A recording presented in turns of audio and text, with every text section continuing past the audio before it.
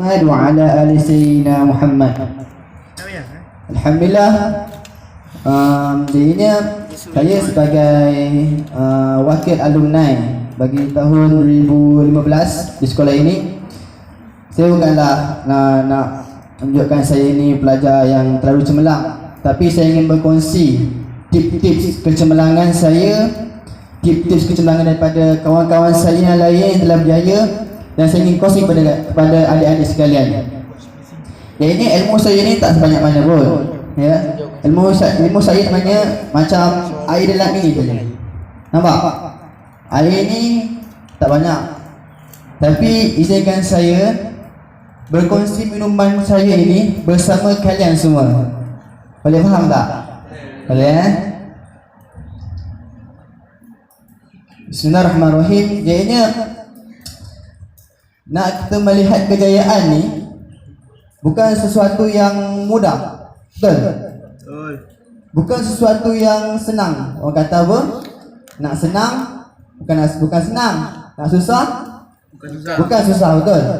Jadinya kejayaan ni datang dengan usaha kita sendiri. Ya, usaha kita sendiri. Kejayaan ni datang daripada objektif yang jelas ataupun matlamat yang jelas. Contohlah, kalau kita nakkan 10A SPM khusus untuk Form 5 tahun ni, 10A ada 9A kan.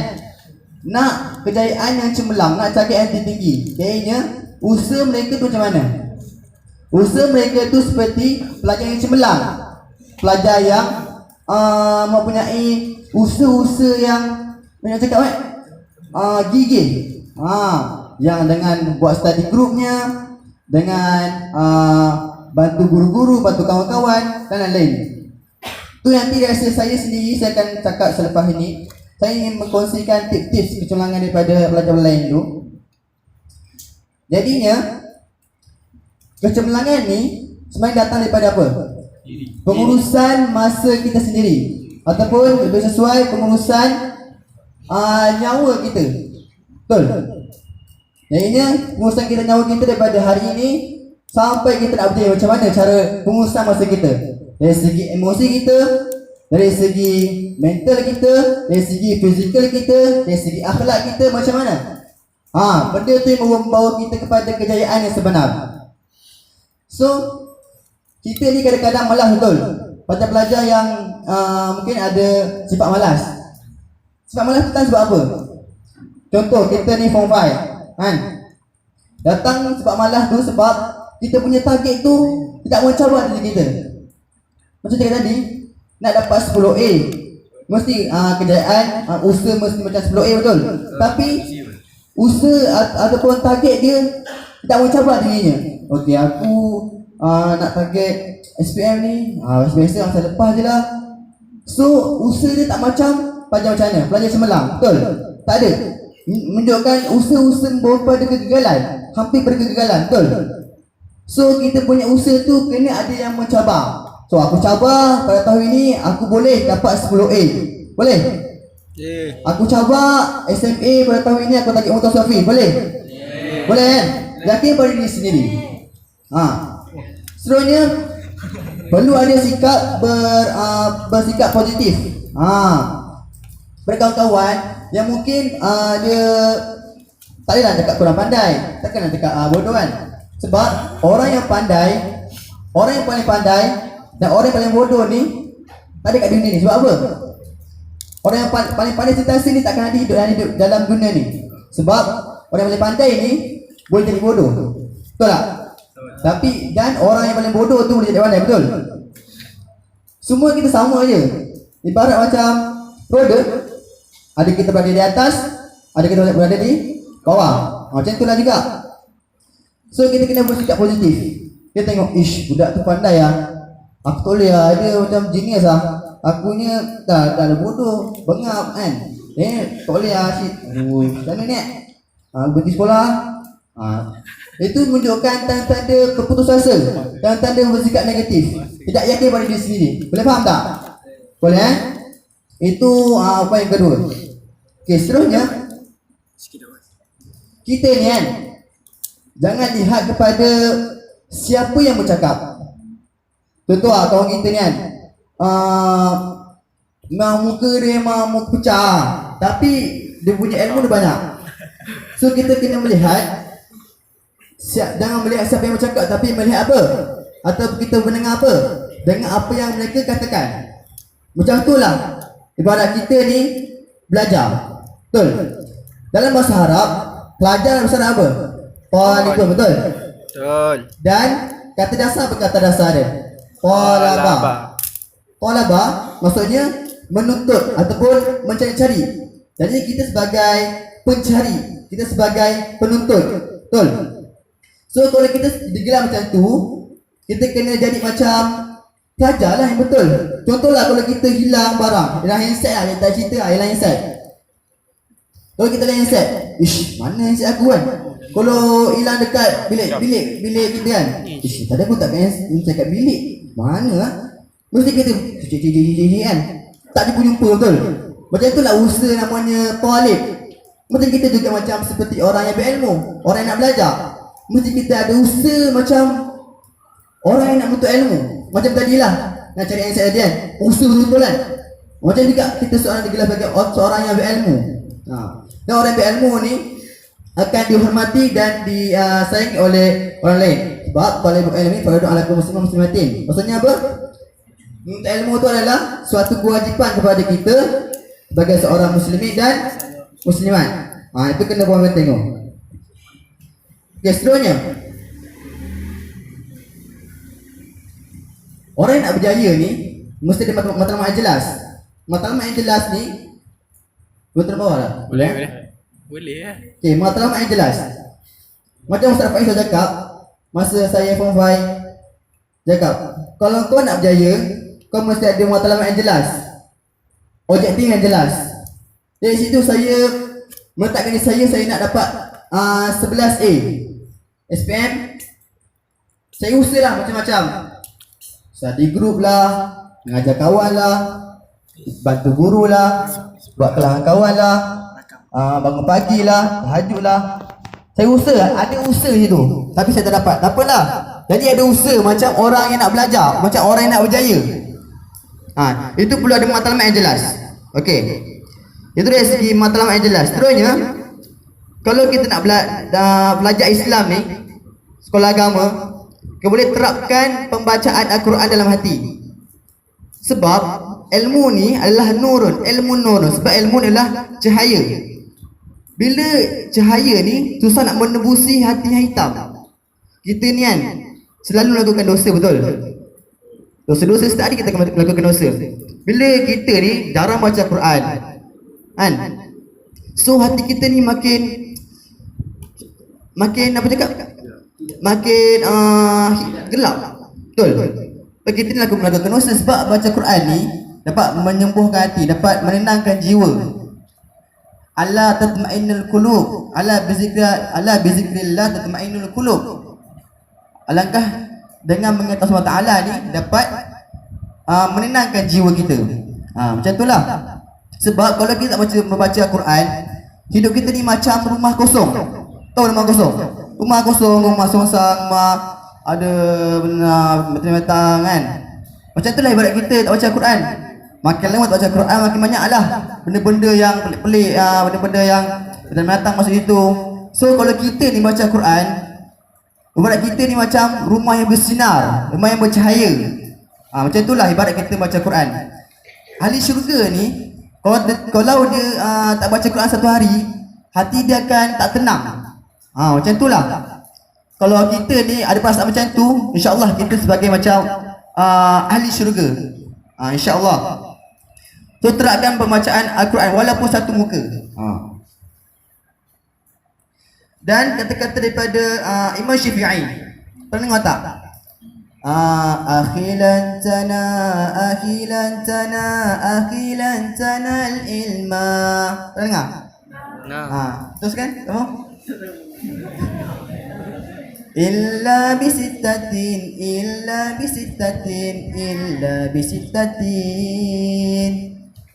zaka'u wa hirsi wajtihadin wal bulghati wa bulghati wa bulghati wa bulghati wa bulghati wa bulghatin fa isyadi ustazi wa isyadi ustazi. Apalah sekali? Batuliz zamani. Apa maksud dia? Wahai saudara, kamu takkan dapat ilmu, kecuali dengan 6 perkara. Apa yang pertama? Zakaun. Maksudnya apa? Tak semesti. Takkan kita ni nak belajar kena pandai. Tak semesti. Maksudnya apa? Zakat maksudnya cerdas. Maksudnya otak kita cerdas lah. Taklah macam jadi orang gila, sehat tu badan. Maksudnya macam tu. Warisin. Warisin maksudnya kita bersemangat. Semangat nak berjaya, semangat nak dapatkan ilmu tu. Macam itulah. Wajtihadin. Maksudnya apa wajtihadin? Berusaha macam orang yang istiqamah. Jangan kita berjaya tahun ni, tahun depan tak yalah aku asal SPM lah, sambung degree. Itu jangan. Mesti istiqamah. Tak semestinya kita berjaya dalam perpiasaan. Pertama kita kena berjaya dalam hidup. Dalam hidup ni adalah berjaya dalam agama. Yang keempat apa yang keempat? Yang keempat, zakat wa ismajtahidin wabul ghatim. Wabul ghatim maksudnya apa? Ada pendapatan, ada duit. Nak belajar tu mesti ada duit, betul? Kan adik-adik semua nak pergi sekolah ni mesti ada mak bapak bayar pelajaran, pembayaran, yuran, betul? Tu namanya orang yang untuk ilmu. Fasyadu ustaz. Kita ni kalau belajar ni mesti ada guru, tok guru lah. Dan kita belajar seorang-seorang kat rumah, aku tak nak pergi sekolah, aku nak belajar kat rumah. Lepas tu nanti hari tahun aku nak ambil SPM. Itu je. Jangan, kita kena belajar ni kena ada tok guru. Walaupun kita ni pandai macam mana pun, tapi kita kena ada tok guru kita sendiri. Seterusnya, waktu zaman, masa yang panjang. Kita belajar ni kena ada masa yang panjang. Contohnya kita daripada form 1 sampai form 5. Lepas tu sampai degree, sampai PhD. Itulah baru akan ada masa yang panjang untuk menuntut ilmu. Itu namanya. Adik-adik semua kenal tak Imam Syafi'i? Imam Syafi'i ni apa kelebihan dia? Dia dapat hafal. Apabila kau belajar, dia tidur. Tapi lepas dia bangun, dia semua. Betul. Dia tu pada umur 5 tahun, bayangkan umur 5 tahun, dia telah menghafaz 30 juzuk. Allahu Rabbi.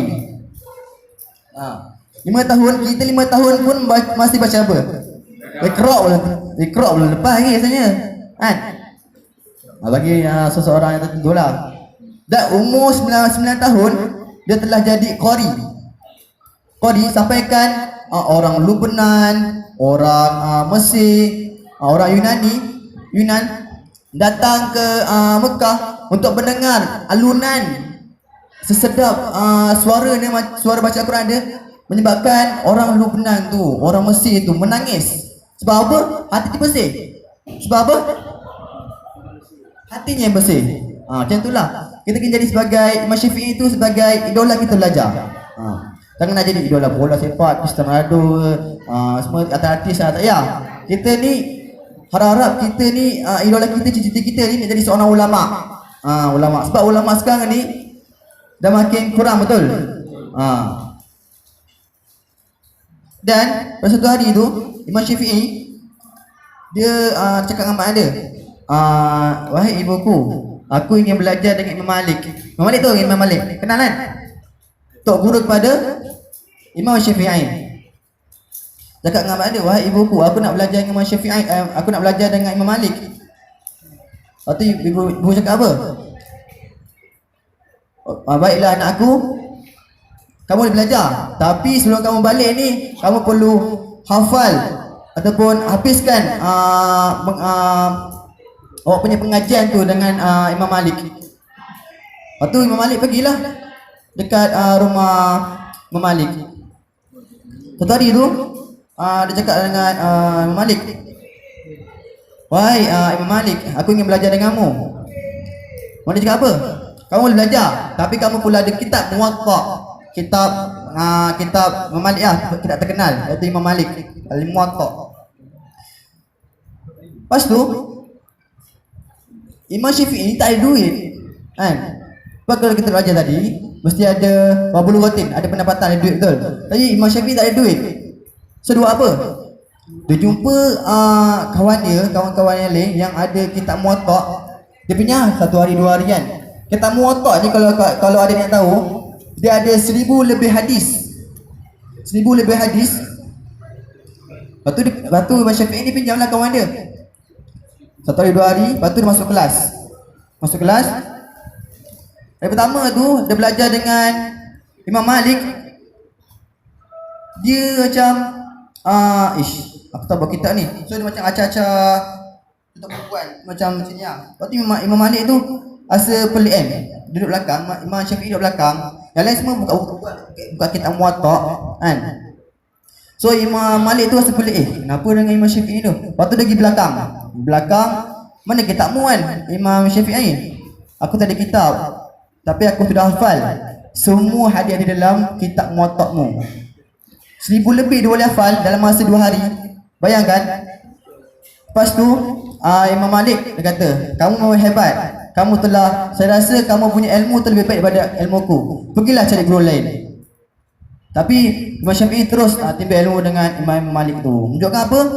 Dia tu ada penghafalan yang kuat. Orang yang hafal ni perlu ada hati yang bersih, betul tak?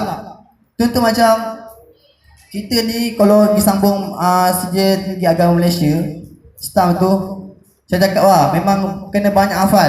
Memang kena banyak faham. Bukan senang. Macam saya rasa SPM ni, usaha SPM dengan usaha staff saya tu, saya je staff lagi memerikkan bagi saya. Pak SPM ni bolehlah kita bersenayu kan, boleh kita faham, boleh buat sendiri. Tapi staff tu memang boleh banyak hafal, banyak faham dan buat sendiri, buat nota. Itu memang payah sikit lah. Tapi saya harap SPM tahun ni kalian mesti ada usaha macam Imam Syafi'i tadi. Kena faham tak? Okey. Seterusnya kalian semua ni boleh jaga solat 5 waktu, solat fardu. Jangan tinggal solat fardu tu. Solat fardu tu kalau boleh yang lelaki ni jadilah imam. Betul. Jadi imam.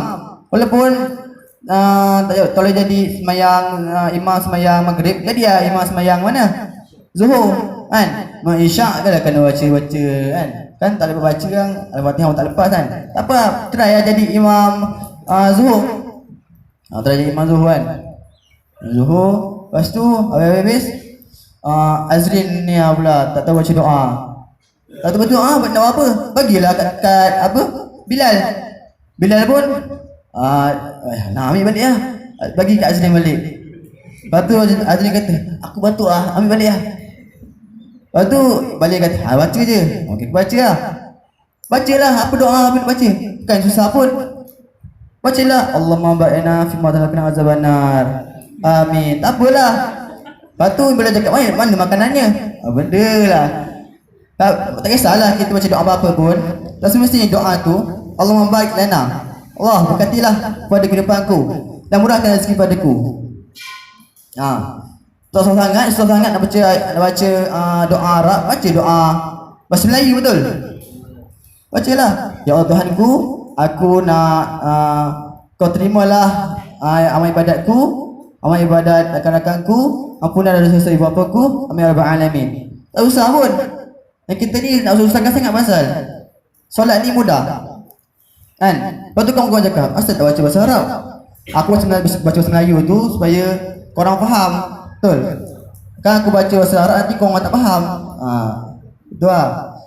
Lepas tu kita nak baca, belajar bahasa Arab ni. Kalau kita ni belajar bahasa Arab ni bukan sekadar di sekolah saja, perlu terapkan dalam kehidupan. Ini bagi ayat Quran kadang-kadang kita tak boleh terjemahkan. Kita dah belajar lama dah, 5 tahun belajar kan, 5 tahun sekolah Arab kan. Lepas tu sambung degree, tak tahu nak terjemahkan. Tu masalah tu. Kita belajar ni untuk kerana ilmu, bukan kerana nak berjaya. Betul? Sebab kata-kata daripada seorang profesor ni, janganlah kamu mengejar A ataupun Mumtaz saja.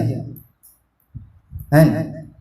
Kejarlah kamu ilmu Allah SWT dengan ikhlas. Sebab bila kita kejar A atau Mumtaz tu, kita takkan dapat apa-apa. Kita hanya dapat A saja. Contoh kan, kita target SPM tahun ni dah dapat straight A. Okay, straight A dah dapat, ilmu dah dapat. Betul? Tapi kalau kita target straight A, Mumtaz tu, kerana Allah SWT, apa nama reda Allah SWT, Maradatillah.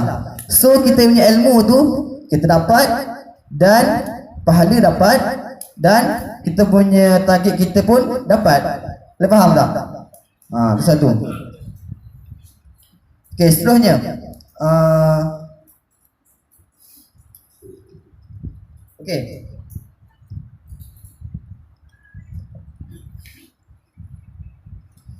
Okay, kalau kat sekolah ni kita selalu bertanya, betul kan?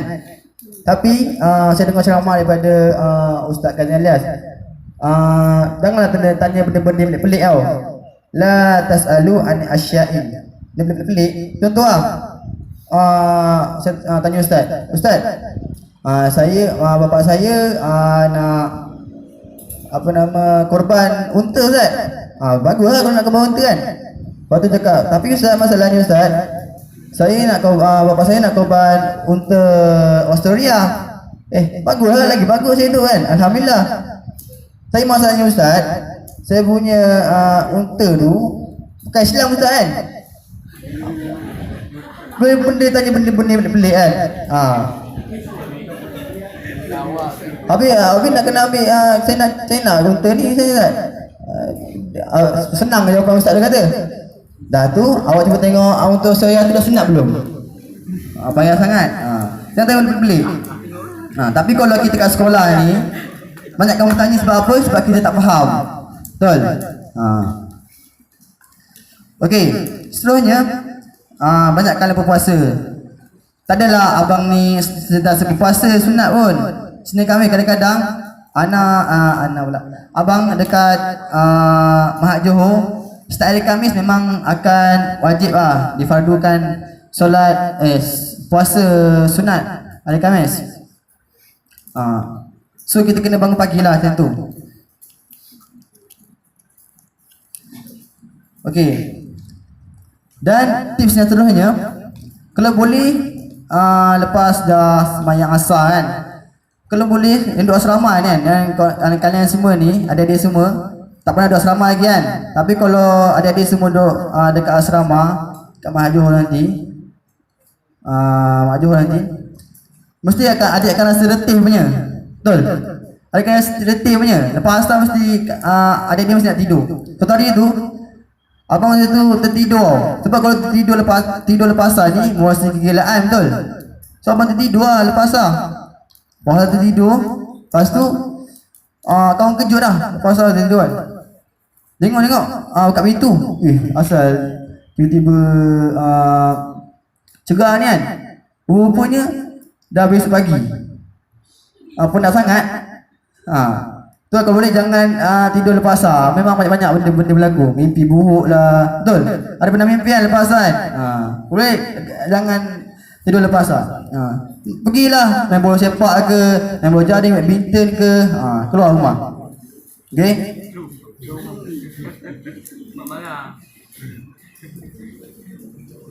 Okey, seterusnya. Okey. Nak berjaya ni mesti perlu yakin, betul? Yakin pada diri sendiri, betul? Jangan rasa diri kita ni terlalu rendah, terlalu tak pandai. Bukan asas utama nak berjaya ni perlu pandai. Asas utama nak berjaya ni perlu rajin, perlu perlu gigih. Tak mesti nak kena pandai, tak semesti nak perlu jenius, kan? Asal tubuh kita sihat macam tadi, zakat otak kita cergas, insya-Allah kita boleh berjaya. Dan kalau kita berjaya tu, kita kena jaga akhlak kita. Akhlak kena betul. Akhlak kena betul juga. Jangan kita berjaya pelajar cemerlang tapi akhlak teruk. Akhlak kena berjaya sebab mencerminkan diri kita siapa dengan melalui akhlak. Okey. Pernah dengar cerita katak tak? Cerita katak. Katak ni dia tak pernah dengar kritikan ataupun kata-kata yang merendahkan dirinya. Cerita katak sini tau. Katak tu satu hari tu ada kumpulan katak banyak kan. Satu hari tu pertandingan. Siapa panjat bangunan yang sampai atas tu dia akan menang. Kan? Lepas tu katak tu pun yang dengan peserta lain semua. Okey, 1 2 mula. Semua naik atas lah. Semua naik atas. Lepas tu kata-kata lain semua, ish aku tak boleh lah. Dah ajak member dia, aku tak boleh lah dah. Jom kita tak mampu pergi sana. Lepas tu ramai-ramai turun. Tinggal satu katak ni. Katak tu pun orang cakap dengan dia, tak payah lah kau pergi. Lepas tu dia jalan naik atas juga. Sampai dia dapat bendera dekat atas bangunan tu. Lepas tu dia pergi bawah. Lepas tu orang tanya dia, macam mana kau boleh berjaya kan? Macam mana kau boleh berjaya sampai atas kan?